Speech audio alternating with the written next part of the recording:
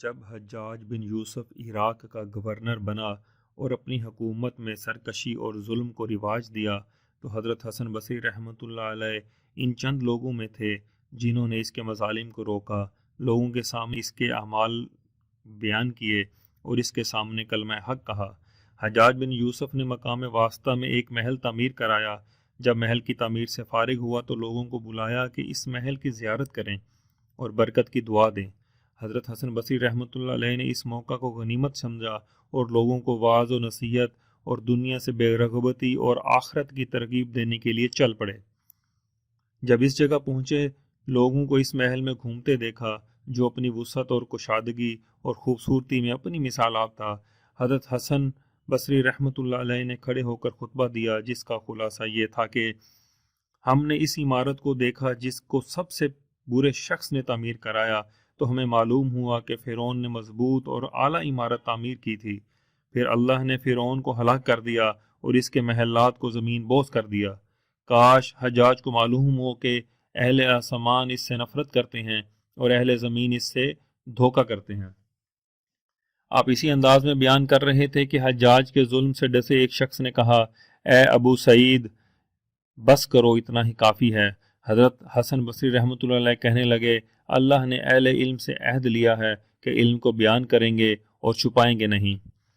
اگلے روز حجاج اپنے دربار میں داخل ہوا تو اس کا چہرہ غصہ سے سرخ تھا۔ اس نے اہل مجلس سے کہا، تم تباہ و برباد ہو جاؤ، بصرہ کا ایک غلام اپنی مرضی سے گفتگو کرتا رہا اور تم میں سے کوئی بھی اس کا روک نہ سکا۔ اے بزدلو، بخدا میں آج ضرور تمہیں اس کے خون سے سیراب کروں گا۔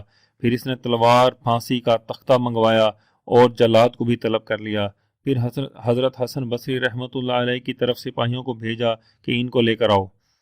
کچھ دیر کے بعد حضرت حسن بصری رحمۃ اللہ علیہ حاضر ہوئے، آنکھیں ان کی طرف اٹھی ہوئیں اور دلوں کی دھڑکنیں تیز ہو گئی تھیں۔ جب حضرت حسن رحمۃ اللہ علیہ نے تلوار، جلاد اور تختہ دیکھا تو اپنے ہونٹوں کو حرکت دی۔ پھر حجاج کے سامنے ہوئے تو ان کے چہرے پر مومن کا جلال، مسلمان کی عزت اور داعی اللہ کا وقار عیاں تھا۔ جب حجاج نے ان کو اس حالت میں دیکھا تو اس پر رعب دبدبہ طاری ہو گیا اور کہنے لگا، اے ابو سعید، ادھر تشریف لائیں۔ لوگ اس کی دہشت دیکھ رہے تھے، حتیٰ کہ حضرت حسن رحمۃ اللہ علیہ کو اپنے تخت پر بٹھایا۔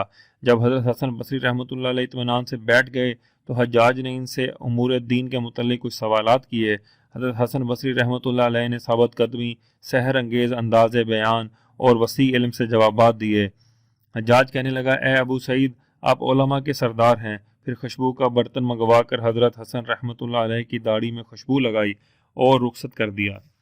جب حضرت حسن رحمۃ اللہ علیہ اس کے دربار سے نکلے تو حجاج کا ایک دربان بھی اس کے ساتھ ان کے پیچھے ہو لیا اور کہنے لگا، اے ابو سعید، حجاج نے آپ کو اس کام کے لیے نہیں بلایا تھا۔ میں نے آپ کو دیکھا کہ جب آپ کی نظر تلوار اور جلاد پر پڑی تو آپ کے ہونٹوں نے حرکت دی تھی۔ آپ نے کیا کہا تھا؟